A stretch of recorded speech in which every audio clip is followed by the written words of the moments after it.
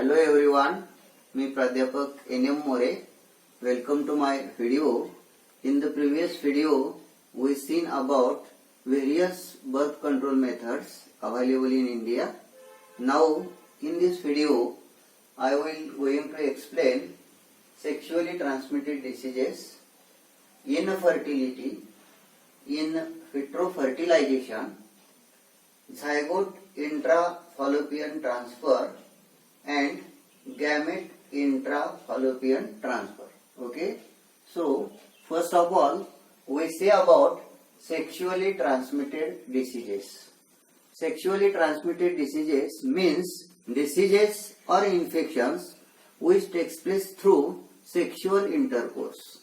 म्हणजे लैंगिक संबंधातून होणारे आजार असं आपण त्याला मराठीमध्ये म्हणतो. It is also called funeral diseases म्हणजे लैंगिक आजार. And there are two major types of venereal diseases, namely syphilis and gonorrhea.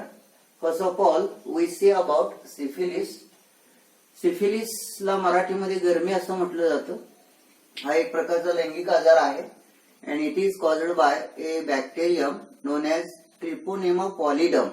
या बॅक्टेरियामुळे हा आजार होतो.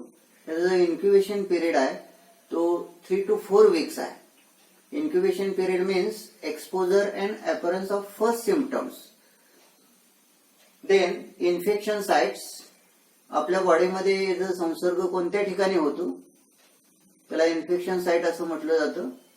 तर रिप्रोडक्टिव्ह ट्रॅक जो आहे mucus membrane of reproductive tract, rectum and oral regions या ठिकाणी त्याचा संसर्ग होतो.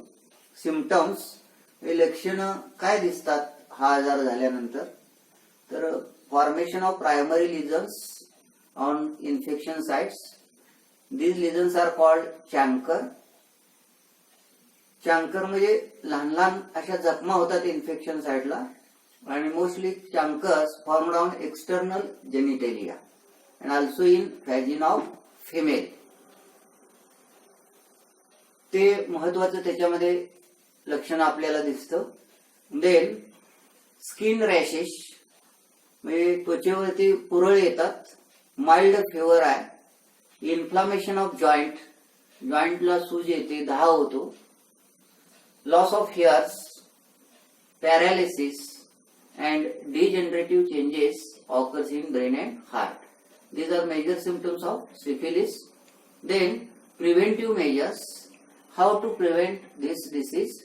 There are some preventive measures are suggested, like to avoid multi-partner sex or sex with unknown person, to educate the people about safe and hygienic sexual practices. म्हणजे आरोग्यदायी sex कसा करावा याचं शिक्षण लोकांना दिलं पाहिजे.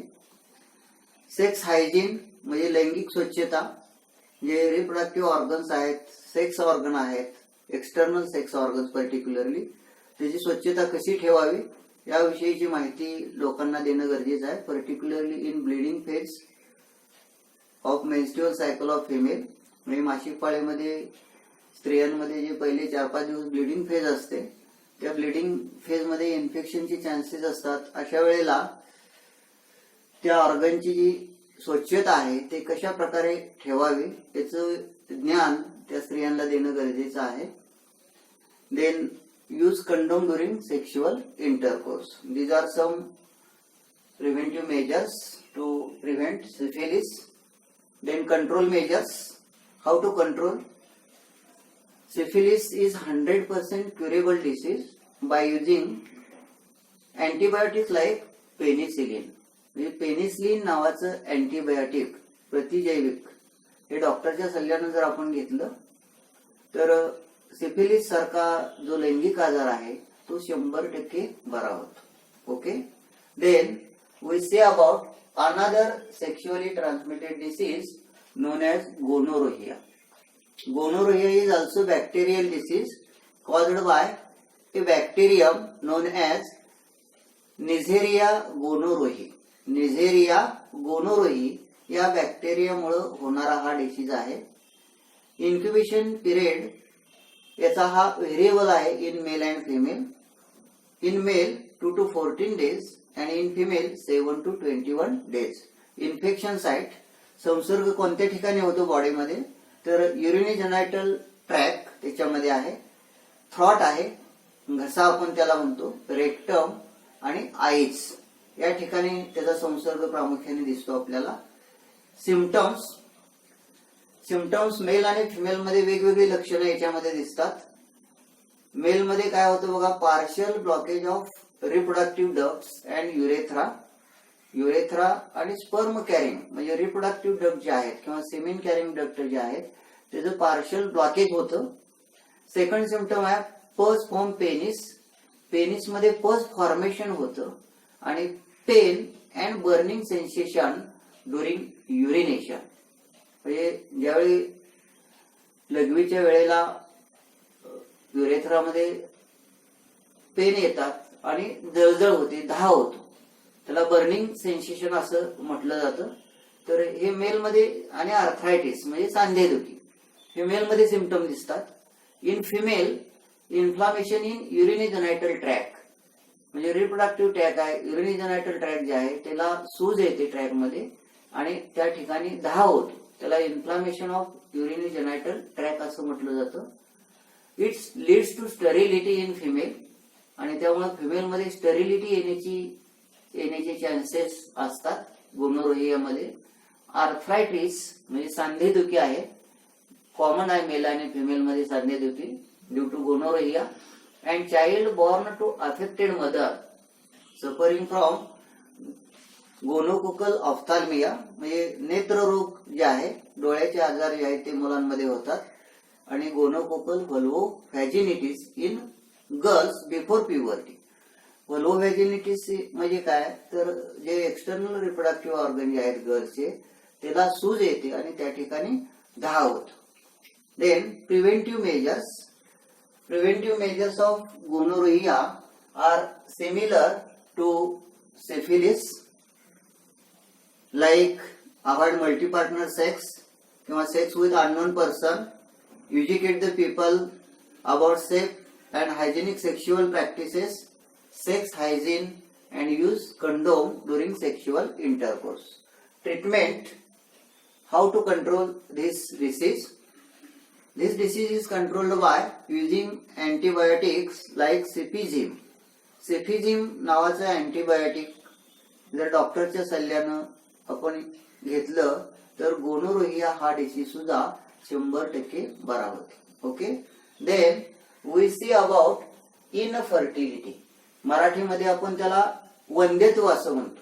Infertility means inability to conceive naturally after regular unprotected sex over 1 year म्हणजे 1 वर्ष रेग्युलर अनप्रोटेक्टेड सेक्स करून सुद्धा, अनप्रोटेक्टेड म्हणजे विदाउट युजिंग एनी कॉन्ट्रासेप्टिव्ह किंवा बर्थ कंट्रोल मेथडचा आपण या ठिकाणी वापर करत नाही. रेग्युलर वर्षभर अनप्रोटेक्टेड इंटरकोर्स करूनही नॅचरली जर फर्टिलायझेशन होत नसेल किंवा प्रेग्नन्सी राहत नसेल तर त्याला इनफर्टिलिटीची केस आहे किंवा त्या कपलमध्ये इनफर्टिलिटी आहे असं म्हटलं जातं. Infertility has many causes. It includes physical causes, congenital causes, immunological causes and psychological causes. Congenital म्हणजे जन्मजात, फिजिकल म्हणजे शारीरिक, इम्युनॉलॉजिकल म्हणजे रोगप्रतिकारक शक्ती संबंधित ते आहे आणि सायकोलॉजिकल म्हणजे मानसिक कारण त्याच्यामध्ये असतात.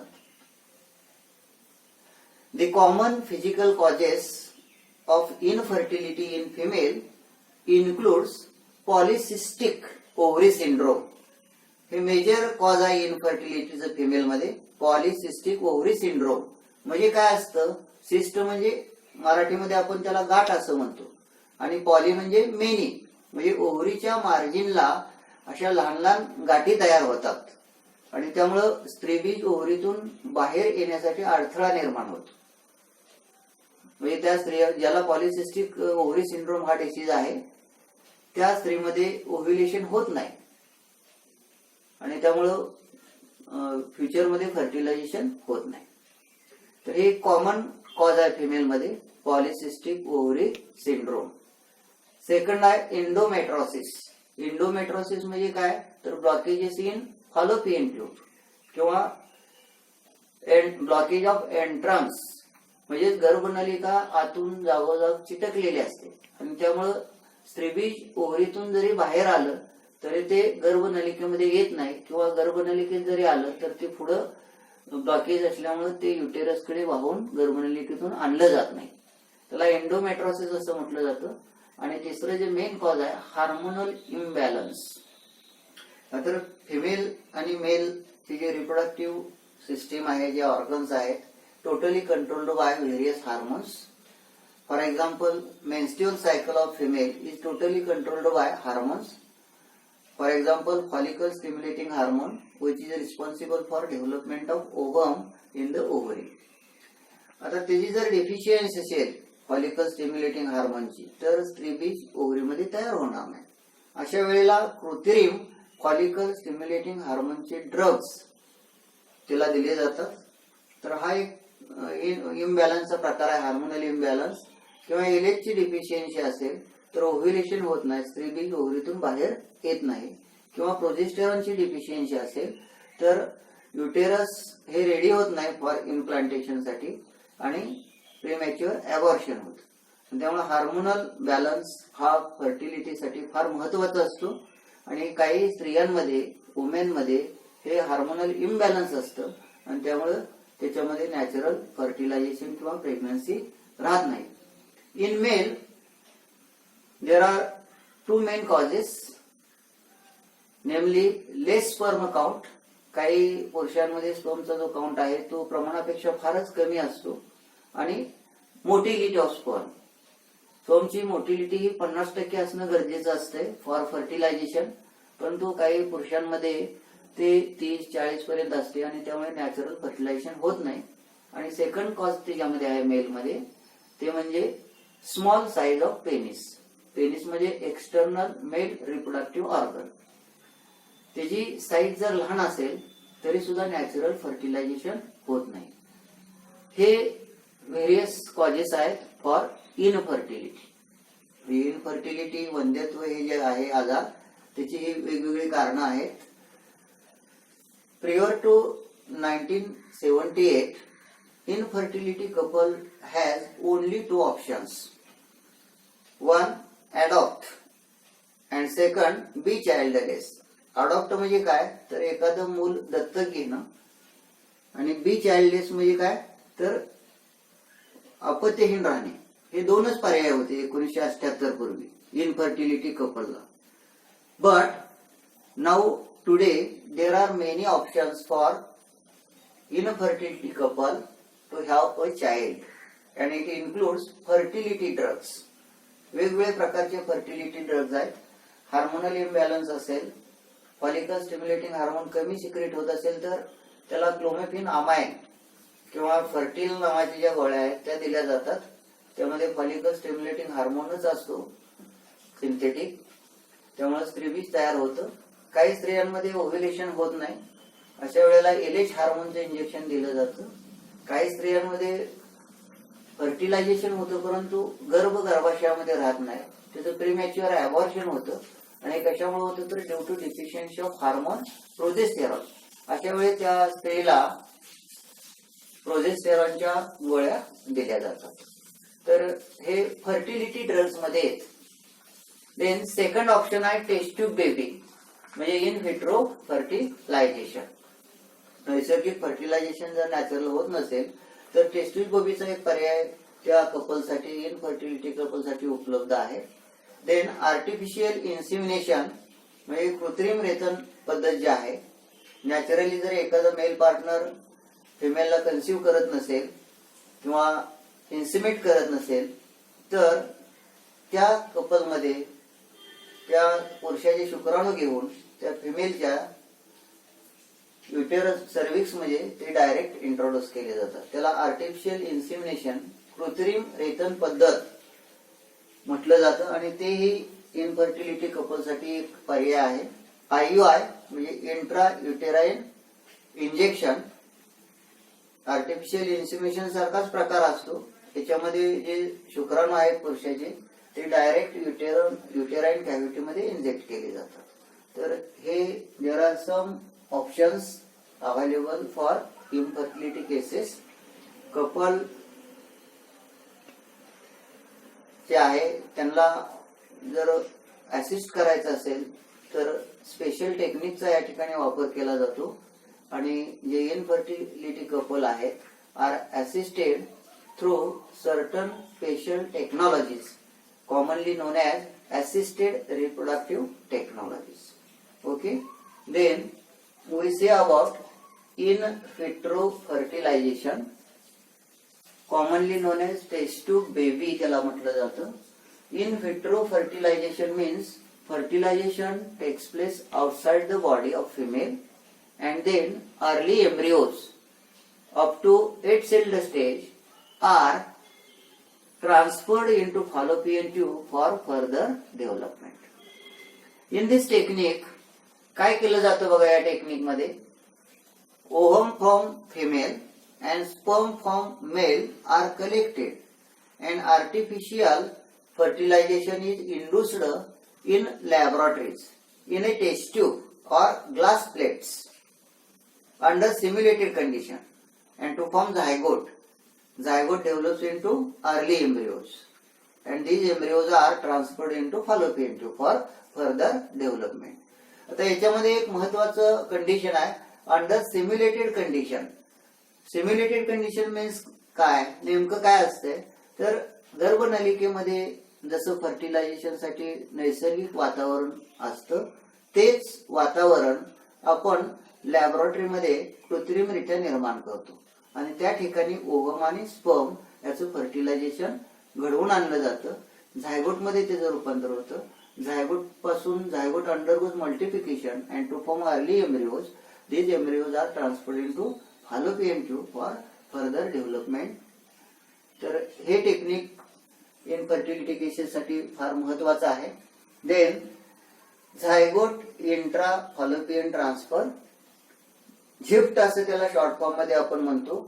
झिफ्ट technique and their procedure is similar to IVF. IVF सारखंच हे आहे. याच्यामध्ये सुद्धा काय केलं जातं ovum from female and sperm from male are collected and artificial fertilisation is induced in laboratory to form zygote and these zygote transferred into the region of fallopian tube for further development. Okay, then gamete intrafallopian transfer. GIFT असं त्याला short form आहे त्याचा gamete intrafallopian transfer. In this technique ovum collected from donor is transferred into fallopian tube of another female who can provide suitable conditions for fertilization and further development. And this technique is developed particularly for the cases in which entrance of oviducts are blocked. म्हणजे गर्भनलिकेचे जे तोंड आहे ओव्हिडक्ट ते बंद असते आणि त्यामुळे स्त्रीबीज ओव्हरीतून निघालेले स्त्रीबीज हे गर्भनलिकेमध्ये येऊ शकत नाही. अशा स्त्रियांमध्ये गिफ्ट हे टेक्निक अप्लाय केलं जातं. In this technique both ovum and sperm are directly injected into the region of fallopian tube where they fertilize and to develop blastocyst and blastocyst enters into uterus via normal route. The success rate of gift is about 30%. Okay, so in this video we seen about sexually transmitted diseases like syphilis, gonorrhea, infertility म्हणजे वंध्यत्व, IVF test tube baby, zygote intrafallopian transfer, ZIFT and GIFT gamete intrafallopian transfer. Okay.